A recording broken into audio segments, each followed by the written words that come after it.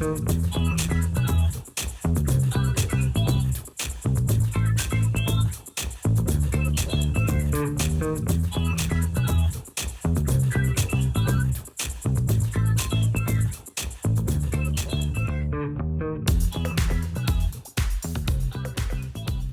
late September in 2019, there were 2 fires on the Mare Island Shoreline Heritage Preserve. After those fires, the City of Vallejo and the fire department closed the park to the public. Well, the first thing that's happened is of course, the preserve is closed. For the first time in over 10 years, the preserve is closed. And this has occurred for no rational reason. I mean, this is a property that had a little grass fire on it. I mean, did they close Blue Rock Springs after the fire last week? You know, I doubt it, or earlier this week. It's just nuts, and they keep talking about the hazard as if it's the most dangerous place in the world. Their press release actually referred to widowmaker eucalyptus trees. Come on, there are trees that just kill guys? You know, I mean, yeah. The hiking trails, the nature preserve, the visitor center, the historic spaces, all of them closed to the public when beforehand they were open by volunteers for 12 years in good faith. This boat trip is at the shoreline from the waterfront, the Carquinez Strait and the Napa River, and back.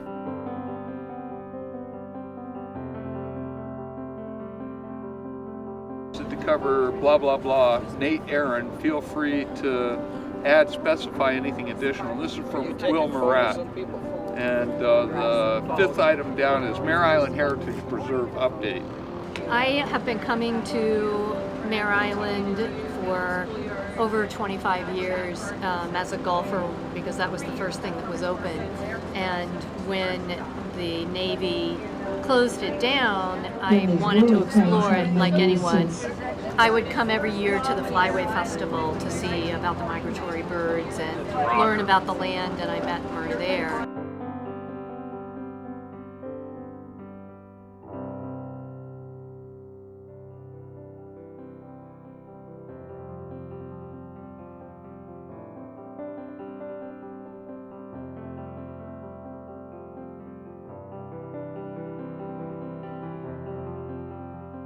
And 12 years ago, she opened the preserve so that people could come and go, and I would bring friends and hike up there. And if there were ever any kind of sad time, like with the fires, or anytime there would be anything that involved the public, she would open the preserve to families, and it would be so wonderful to be able to take a Sunday hike up to the Spirit Ship with moms and dads and kids, and tons of diversity, and people being able to just enjoy the outdoors and the beauty of it, and have her talk about the plants and the native fauna, and just be so knowledgeable.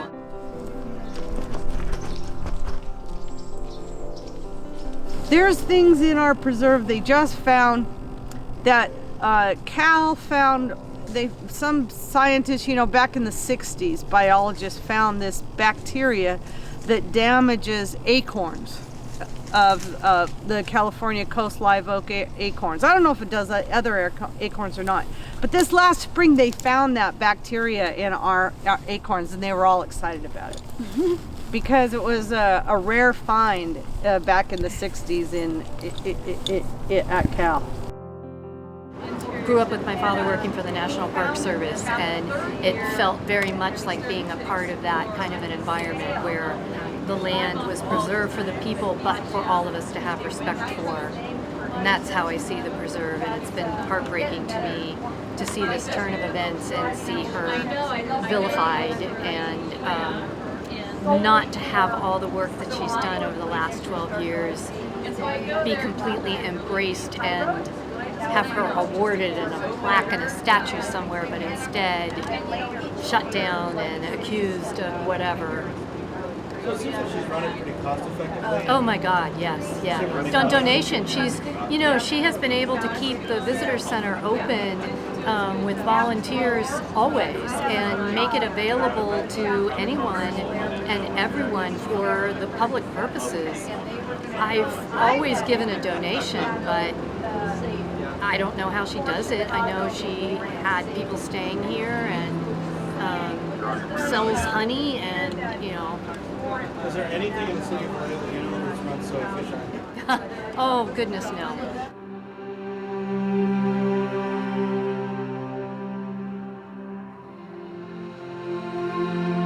Just thinking, we have our state recreation area, which is just a block from where I live now. And take it almost for granted that we have that open space that we can just go to, and Vallejo have the same access for the families, the people that live here. It's just a shame. I'm a big Sierra Club supporter, member forever, and it should definitely be a cause célèbre for this area. They should rally around and keep it open to the people, for sure.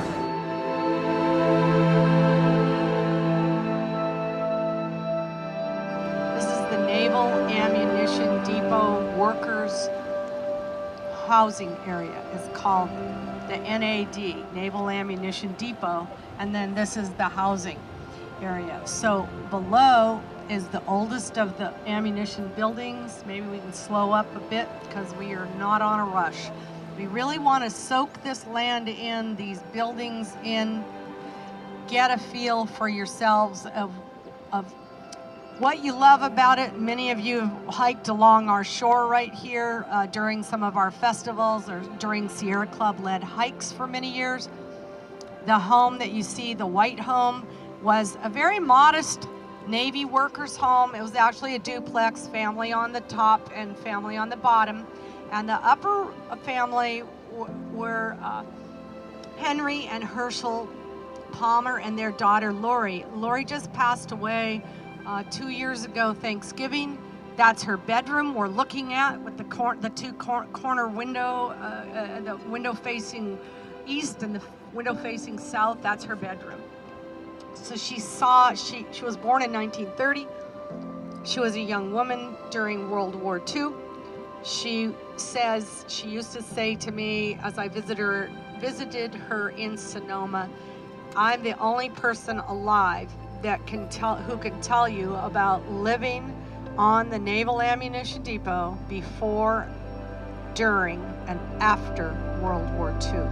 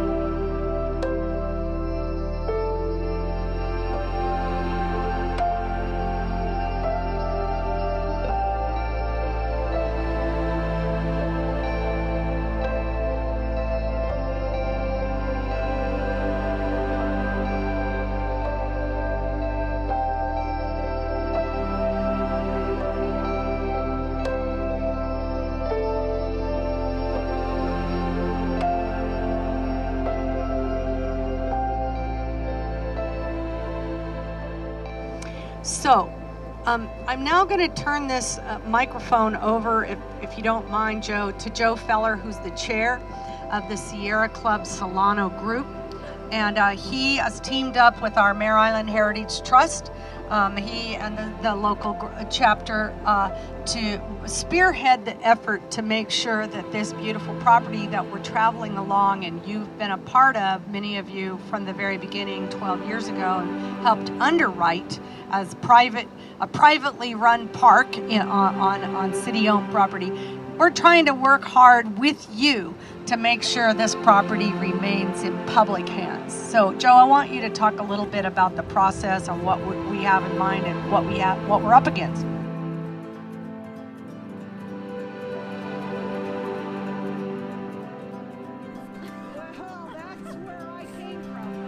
Hello, ladies and gentlemen.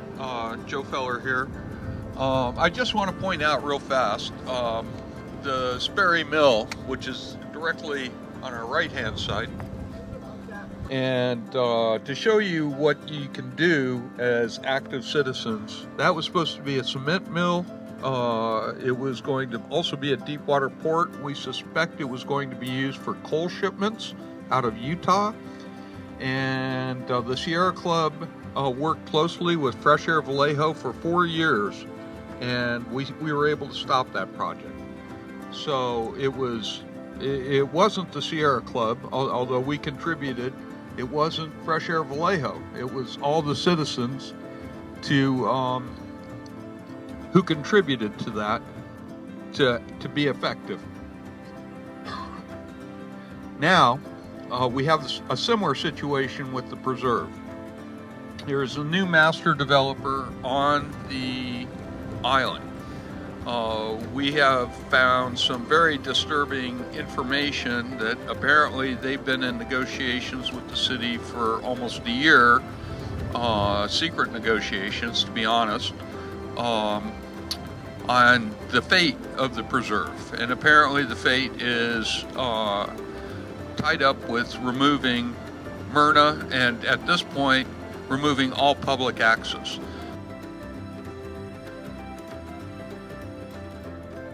Access to the preserve is going to be restricted, and according to the city, it's going to be restricted for a year. That's a direct taking of the property from the citizens of Vallejo. So I'd like to urge all of you to contact your city council people and the mayor and let them know that this is an out-and-out theft of our public access and the land that's supposed to be our land.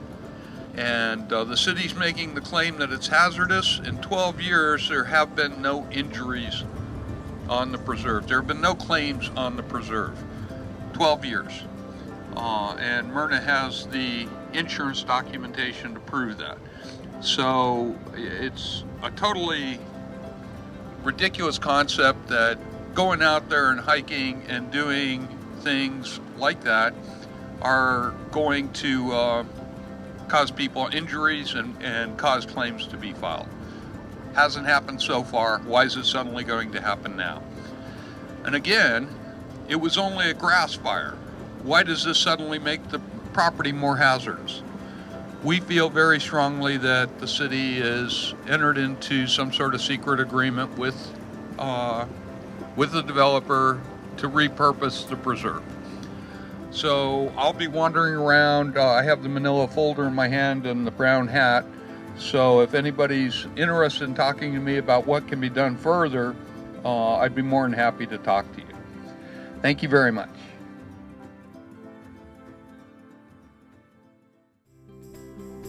So this light pole right here to our left, right at the end of the pier,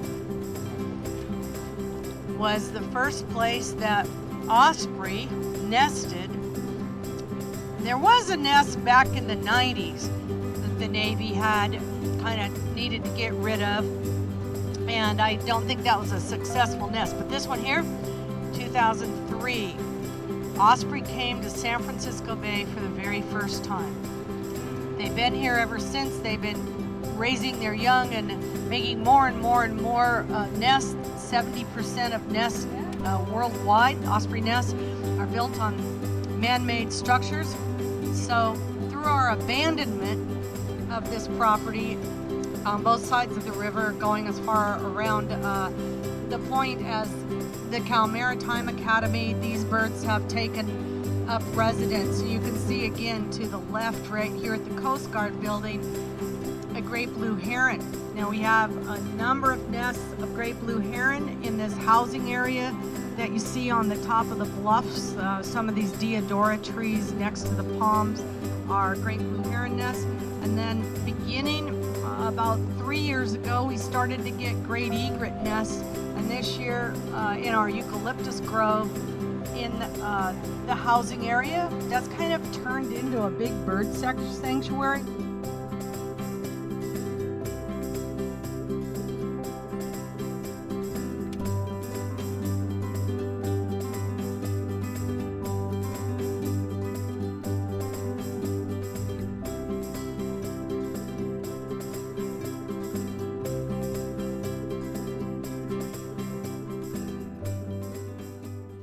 If you watch any old Shipyard World War II films, you'll see cranes just like this moving around. These, Myrna can tell us more, but they date from probably the 30s to early 40s. They do some rehabbing, as I mentioned. Mare Island Shipbuilders does that. So there's some ships in the other dry docks.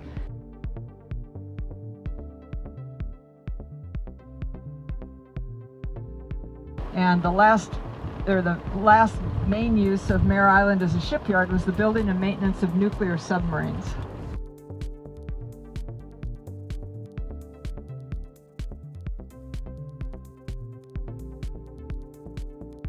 The little cupola at the top where it says Mare Island Naval Shipyard, that was the machine shop, by the way. The Navy made most everything they needed.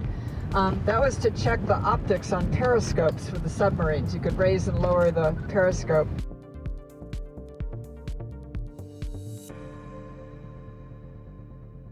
It's a fairly active waterfront. Ships, tugs, and barges are always coming and going.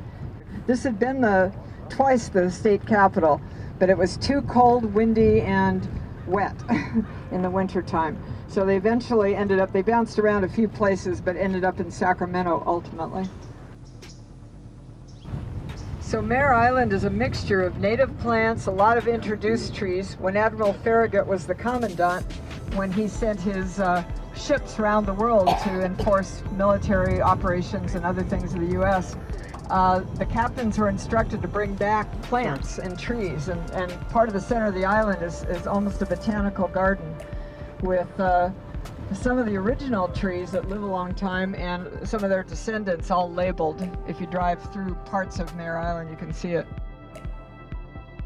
So the reason we're on this trip today is 3 reasons. One reason is because we love the Mare Island Preserve. We love the south end of Mare Island. We think you do too. That's why you're on board with us.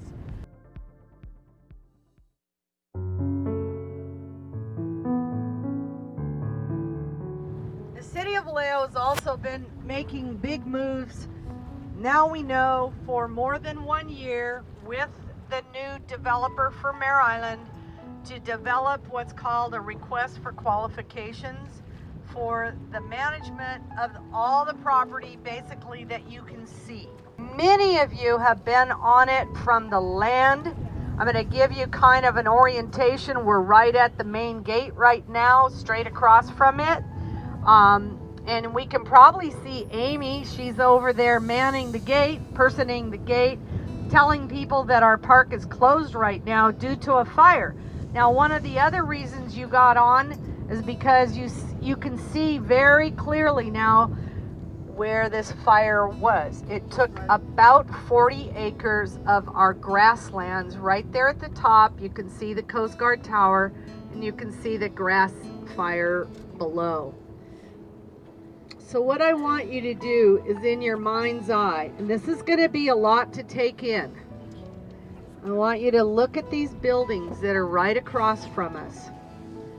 I want you to imagine them in their heyday. Many of these buildings were used like the one right in front of us, and the 2 right in front of us, and the ones in the back a little bit to the right. These long buildings on piers, and they look like their windows are boarded up, or maybe they have, more likely, they have shutters, big metal shutters. They're used, and they have vents on top. See those skinny tops? Those are vents on top of those buildings, and those are transite roofs. And then you can start to see some that look like ducts, that are vent covers that look like ducts, and they're right here at 3 o'clock as we're going along. These are all built during different eras to store ammunition.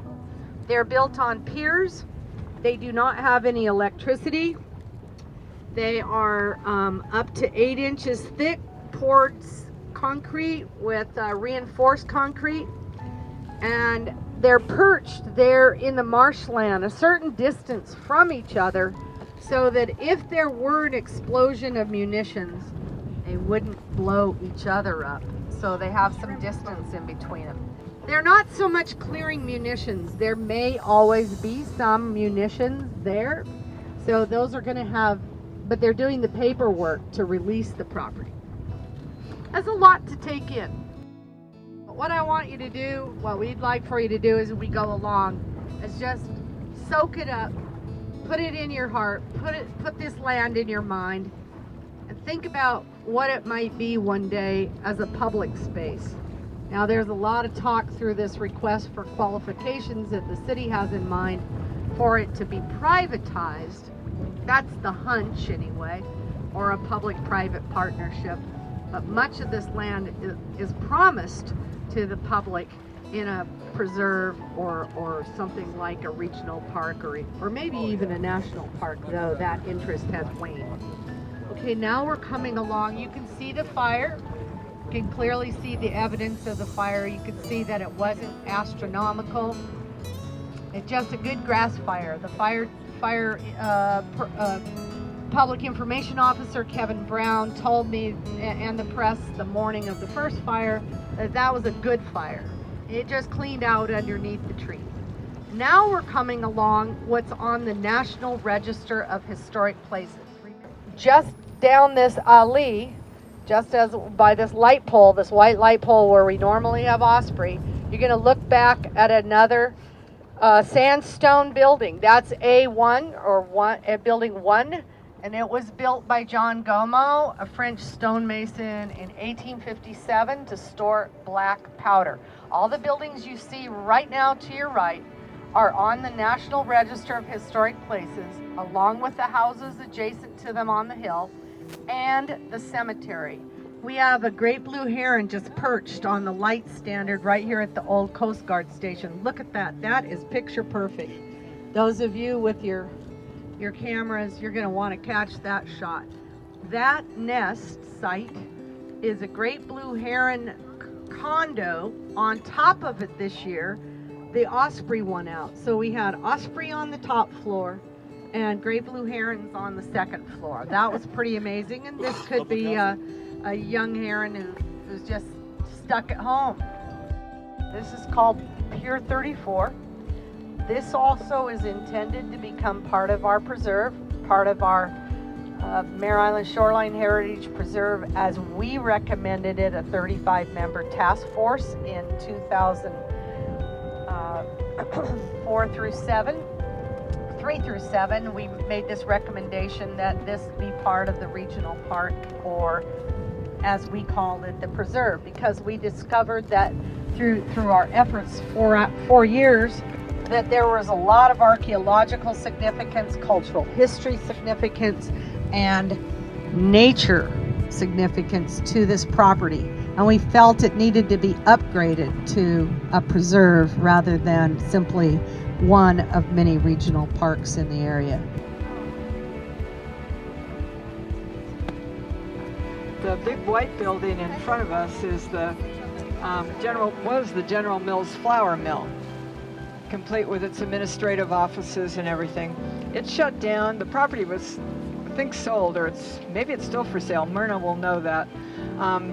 But it was last used as a flour mill. It ran from the, turn of the 20th century, around 1900 or so, up until just in the early 2000s when it shut down.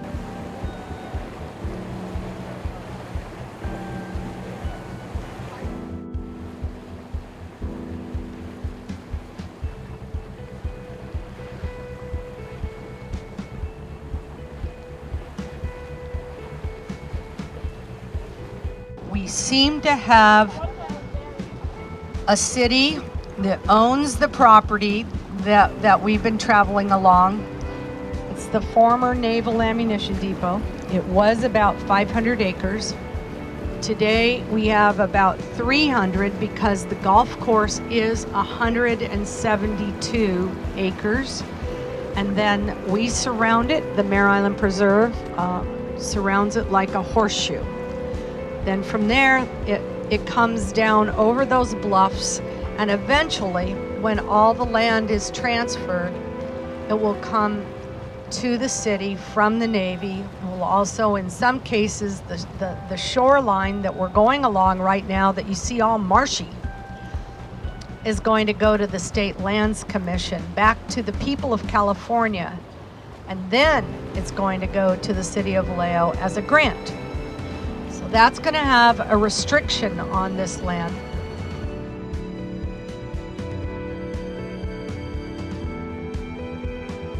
Why is it important to us? The city of Vallejo, unlike many cities in the Bay Area, has no state park. Benicia State Recreation Area is adjacent to Vallejo, but more claimed by Benicia. We have no national park in our entire county. That's unusual too. Think about Contra Costa County with its national park at Rosie the Riveter in Richmond.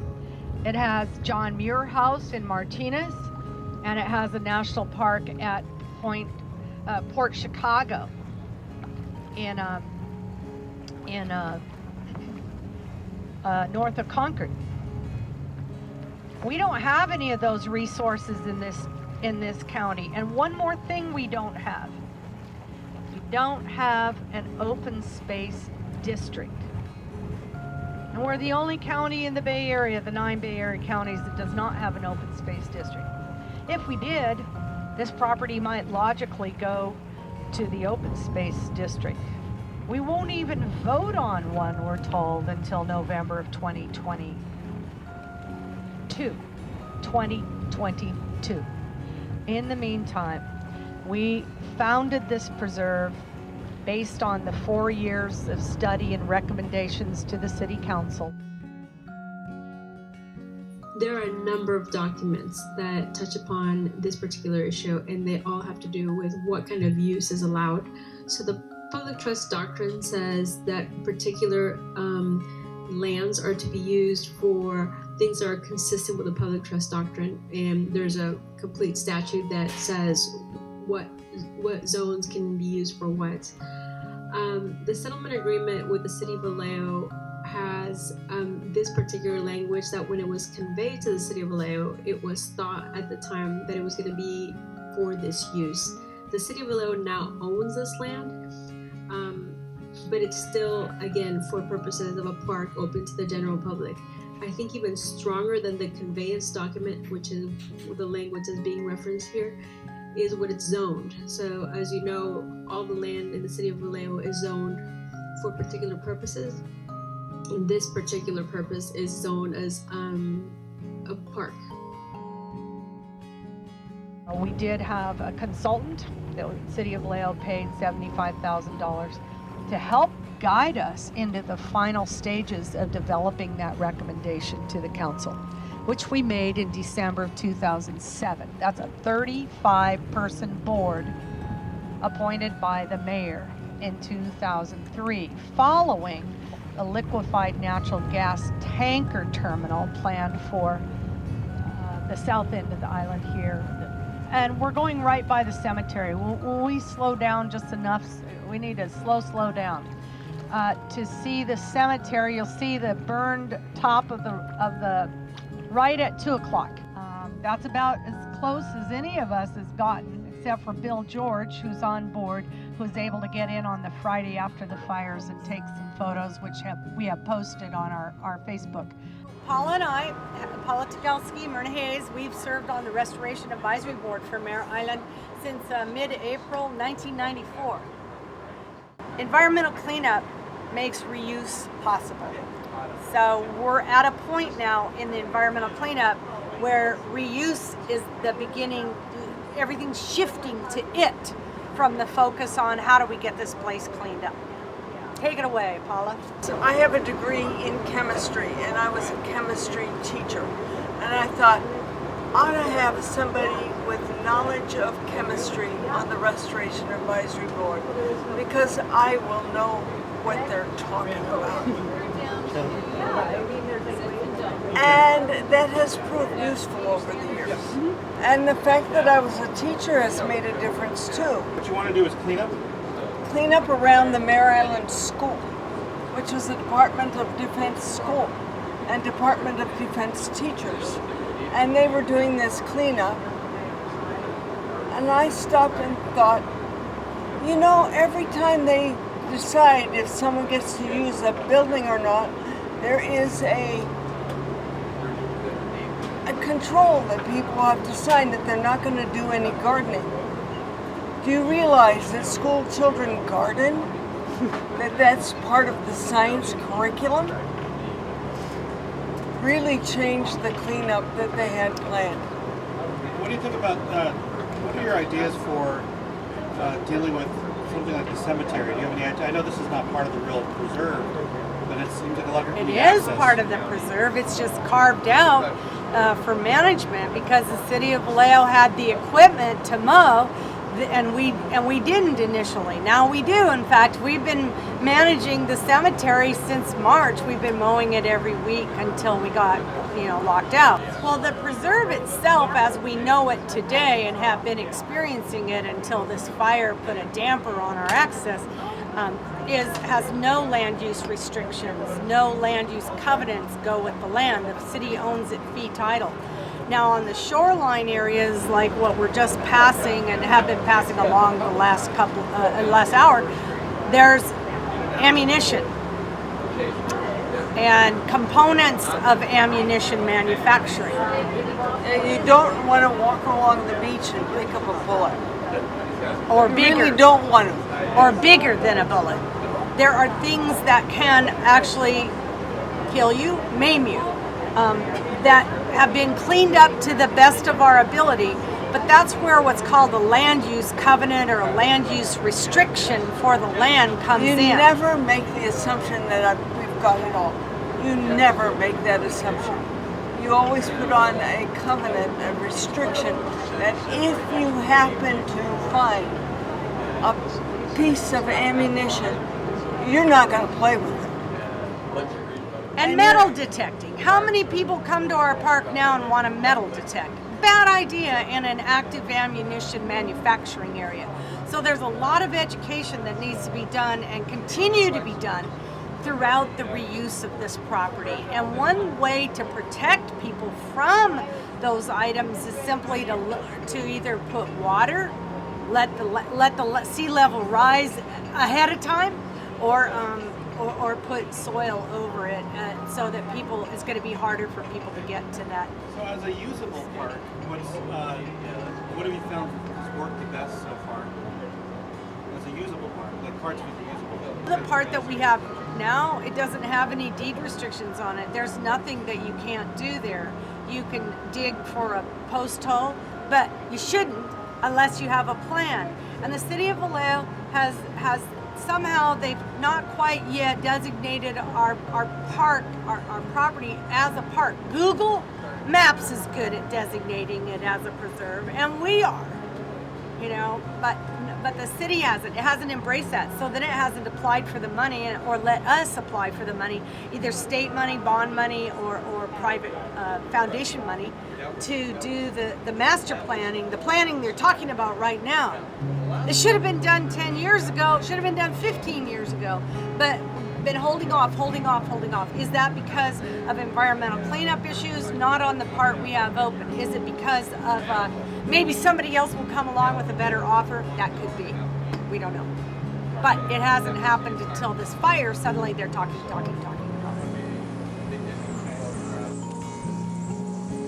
And we're disappointed because we spent so much of our life on the environmental cleanup. I think you would agree with me that it's really disappointing to have a place that was pristine, that has a $50,000 fence dividing it from the contaminated area, just so that we could come and use it. And now it's not open to us, and they're not intending to open it for we don't know how long.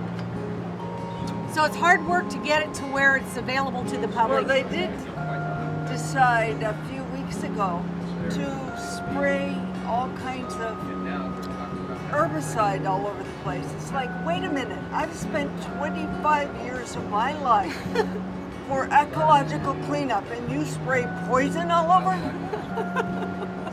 Can you tell us more about that process and when that happened? Well, I first thought that it was glyphosate. and it was just sprayed one day without any notification to the public, to us. Our volunteer got into it, mowing it while it was wet. My dog got into it, running through it for the 12-hour period when it was wet. And then wasn't for more than a week, or almost a week to us, was that they never notified us. They just snuck in and sprayed our park, turned it from early April to late October in one day. Eventually we learned it wasn't glyphosate. It's still made by Bayer. It's 4 times stronger and 4 times faster than glyphosate, but it doesn't have the exact components, chemically speaking. What's it called? Finale, which is kind of worse than Roundup, isn't it sounding? Roundup, you're just going to herd something somewhere and let it die. But Finale is the end of the line.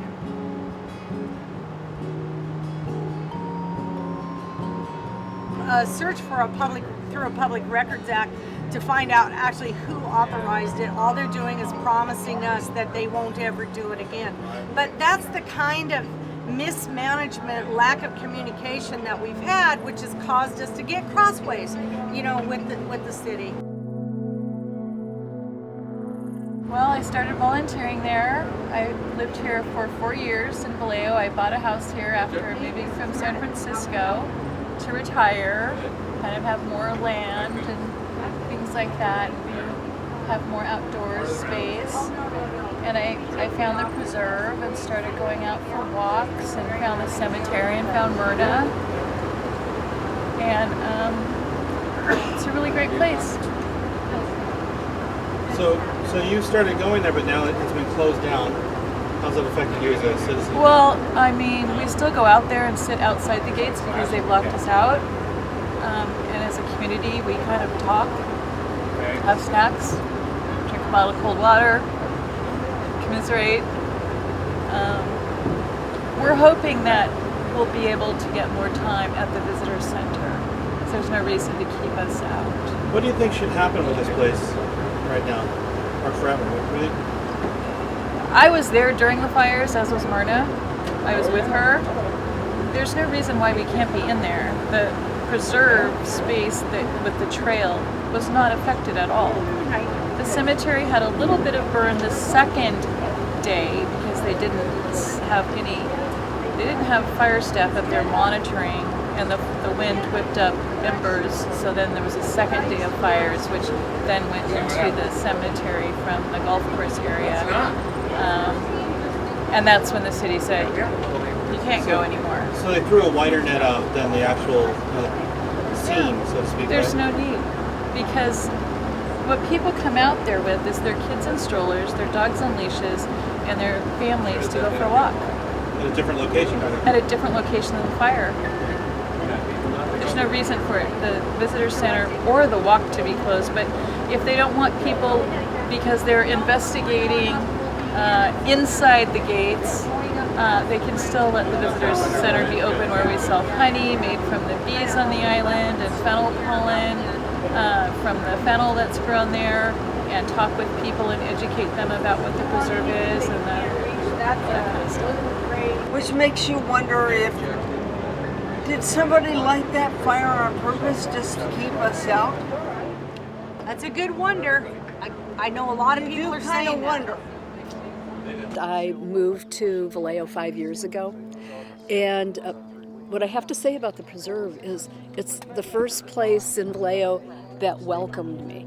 I wandered there with some friends on a late rainy night in November, and who'd expect anybody to be there? Myrna greeted us, she welcomed us, the place is all warm and cozy, it was lit up, and she was just so outgoing and explaining what she did, what the preserve was, and I thought, oh, this is great. And the house I moved into was a repossession, had a lot of problems, and I had like 5 plastic boxes in the dining room to contain the leak into there. And so when the rain finally stopped, I went over there on the solstice, and again was warmly welcomed, invited to a tea party that happened to be a planning session for something, and ever since then I've been going, and this is just so terrible to have the preserve summarily shut down. It's just like more Trumpian stuff. They're trying to shut down all the camping and privatize it in the public parks, and it strikes me as this is a very similar sort of situation. It's too much. It's too much. I really hope that we can restore the preserve to the public and for public access. But that doesn't mean people trampling over it 7 days a week, because one of the reasons, the reason I like the preserve is when you're there are always people there who are involved in the administration. They're keeping an eye out on things. So you don't have to worry about your car particularly. You don't have to worry about encountering desperate people on the trail. It's kind of contained, and that's also what preserves the nature aspect of it, because you don't have people just running wild in there vandalizing and things like that. And Myrna and the volunteers have prevented so many potential problems that way. They've stopped fires, they've stopped people from setting off firecrackers in the preserve. Why? Because they thought it was a good idea to set off firecrackers in the summer when it's dry. Anyway, so I really want to see it continue the way it has been. The problems in the preserve, well, infrastructure, let's just say, Myrna and the preserve have been promised at various times access to water, access to electricity, and then these promises have been broken. Sources of water, like water hydrants and other things, have been cut off. It just struck me in the last year in particular, there has been a lot of attempts to just shut the place down, make it unpleasant, make it impossible to run, and I really want to see an end to that. And I'm not sure what else to say, but that's kind of my feeling. So you're a taxpayer and voter here? I am a taxpayer and a voter here. I vote in every election. I've donated to the campaigns of various politicians, and I have to say I'm disappointed with everybody, with one exception, would be Robert McConnell, who stood up for what's right.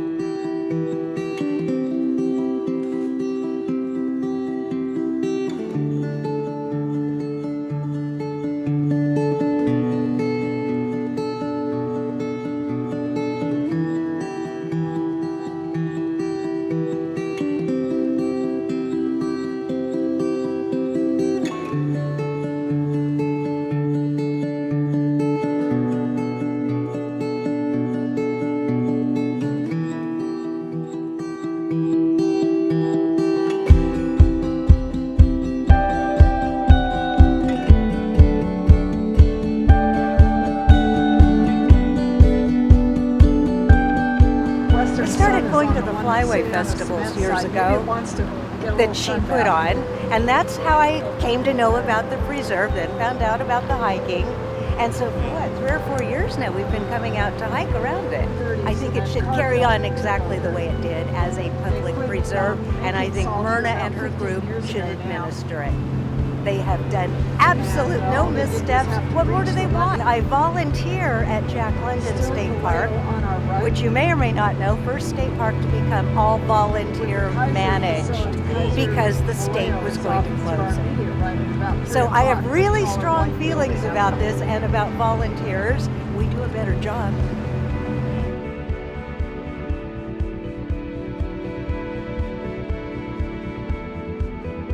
They're shutting it because now someone with money is interested in it. They could have given a you-know-what before. They didn't care. They were letting the headstones fall over in the cemetery. Oh, we don't have any money. And all of a sudden they've got money. They've got security guards. They've got Mike Thompson and the VA involved. Don't know why. That's because executive homes don't want to look at tipped-over tombstones. Don't call me cynical. I've lived here in California my whole life. So I've seen enough of this over and over and over. Same old, same old.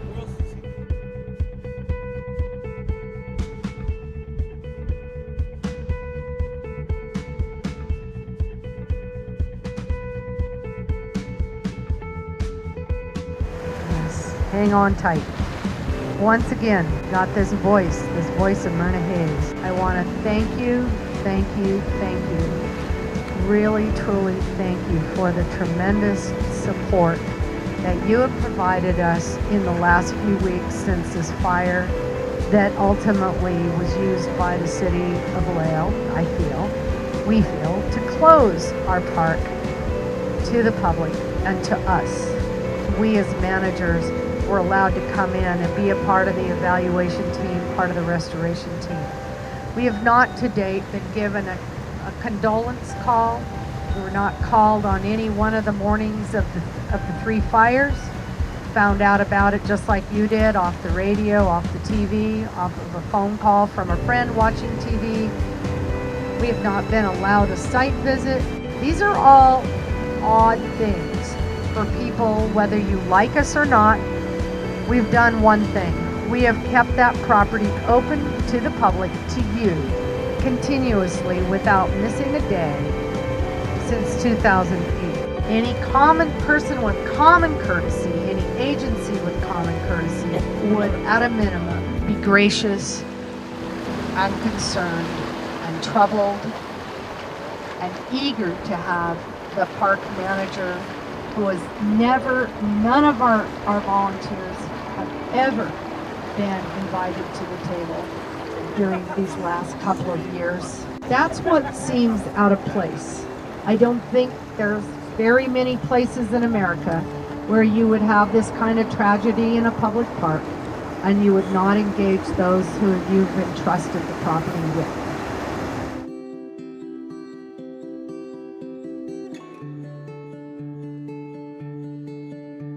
The fire actually started on federal land. So this should be looked at by the federal government, not by the... Absolutely. And the Sierra Club's reaching out to Mike Thompson's office to get a federal investigation on it. Because we don't trust the city to deal with this even-handedly. We absolutely do not. And I will say that unequivocally. The city hasn't been forthcoming, although we found out that they've actually been meeting with the Nimitz group since August of 2018 about the preserve, or even longer, because that was an update. So from our PRAs, they said that they've never met with Nimitz group about that issue before August 2018, but the 2018 email says that it's an update on Mare Island Preserve. This boat trip is at the shoreline from the waterfront, the Carquinez Strait and the Napa River, and back.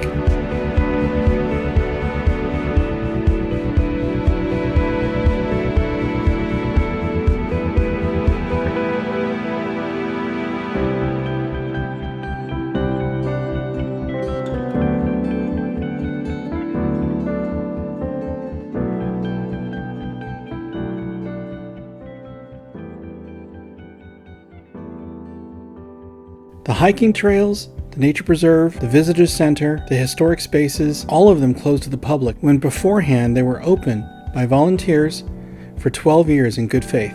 If at any time you feel like you want to do something right now to reopen this park, check out the link at the bottom of the video. Plug into our community. Find a way you can be active. I think you've heard plenty to get you started, but please check out the website. This is your park. Thank you for watching.